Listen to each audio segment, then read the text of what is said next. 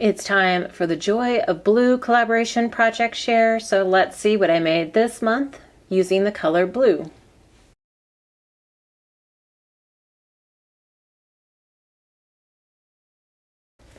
Hey guys, it's Beth. Welcome. It is time for the Joy of Blue collaboration. This is a collaboration hosted by Sarah, who's crafting and relaxing here on YouTube. And the participants of the collaboration are just supposed to craft any kind of craft with the color of blue, which is Sarah's favorite color. And I have a small project share this month. We are kind of in the busy season for our craft shows, like fall, kind of going into Christmas time. It's always a busy season for craft shows. My husband and I do craft shows, and so mostly like decor that uses wood and paper. It's something that combines both of our loves. I do have some of my paper crafts in there as well, and he has some items. But so for this month, I decided to work in something with blue. So this is a set.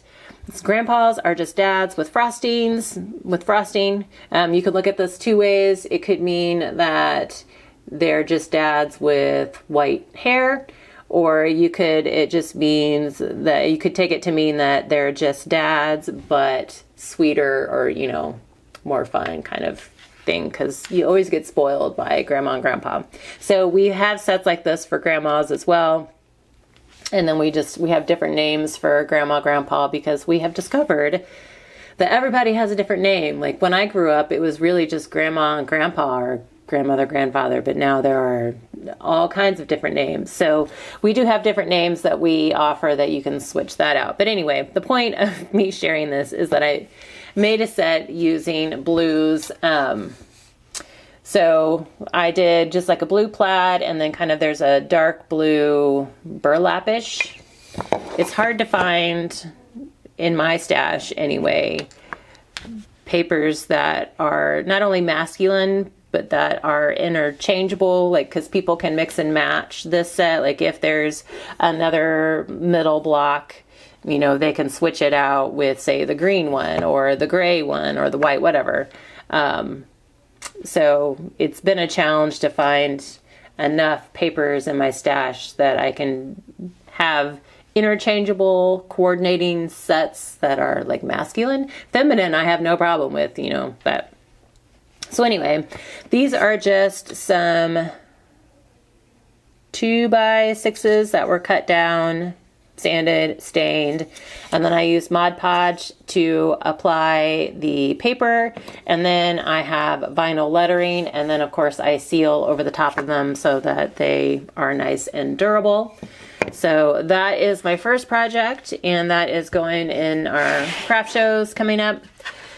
The next project is something a little bit different for me, and I did it like just for myself. So a few months ago, when I pulled out my sunflower crafting stash, I ran across these napkins that were blue background with sunflowers on them, and I believe Sarah sent them to me a while back. And so I decided that I Mod Podge all the time on wood, but I usually use paper. And so I decided this time to try my hand at Mod Podging with the napkin. And so this is just like a plywood sign cut in the shape of a jar. And so I Mod Podged it on, and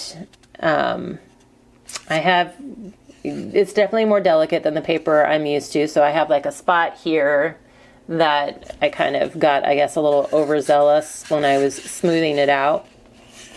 But there are still a few wrinkles kind of in here, or crumples, but it actually adds some texture. It's not like, it's different than when you have like a wrinkle in the paper. Like that drives me crazy. But for some reason here, it just kind of adds some texture. And I think because the napkin also had a little texture to it, it wasn't completely smooth. So anyway, I separated the layers of the napkin. So I got it down to one ply, and then Mod Podged it on, and then sealed it with Mod Podge. And then I decided, like, for the top, because it doesn't go all the way to the top, for the top I would just kind of create kind of a homespun country jar-ish look. And so I went through my fabric stash, and I wanted something that was going to be dark enough that you couldn't see through the top. I would have loved to have like a nice dark green or a brown, but I didn't. And the yellows I had were too light, cream, white, those were all too light. And then the greens I had were like too cutesy. I don't know. So anyway, I found this. It's like a canvasy texture, but it's not like full on thickness of a canvas. So just some tan fabric. And so I decided to use that. I just kind of cut it down into an oval and then hot glued it to the top of my jar first, and kind of figured out what kind of shape I wanted to go for. I wanted it to be a little flowy, as if this were kind of on the top of a jar, and then you put the lid, the actual sealing lid, kind of that lid on the jar, and then you put the fabric, and then you put the twist top on it, and then it kind of makes the fabric kind of like bunch up and flow out like this. That's what I was going for. So hot glued it to the top, got the shape kind of that I wanted, and then added a little hot glue to like the front and back to hold the fabric in place, and then hot glued my twine on. And then I trimmed it up just a little bit after I got it on, and then just kind of frayed it just to add a little more kind of textured, fun look to the front. And then I couldn't decide if I wanted it just to be like a shelf sitter kind of sign that you would lean against something, or if I wanted to hang it. So I decided to go ahead and add a twine hanger on the back as well with my hot glue gun, just so that it gives me some options. I can always push it down if I want, or if I want to hang it somewhere, I can. So now I have something that I can put out next summer whenever I put my sunflower decor out. And I not only used Sarah's favorite color, I actually used something that Sarah sent me. So it's kind of a nice, sentimental, I guess, touch to today's Joy of Blue share. But those are my projects today. Be sure to check out the participants in this. There is a hashtag in the title and description box that you can click on to see the participants for this month. If the hashtag is bringing in something a little wonky, you should be able to refine your search by hashtag only, and that may clean it up a little bit for you. But thank you guys so much for your time today, and I hope you all have a very crafty day.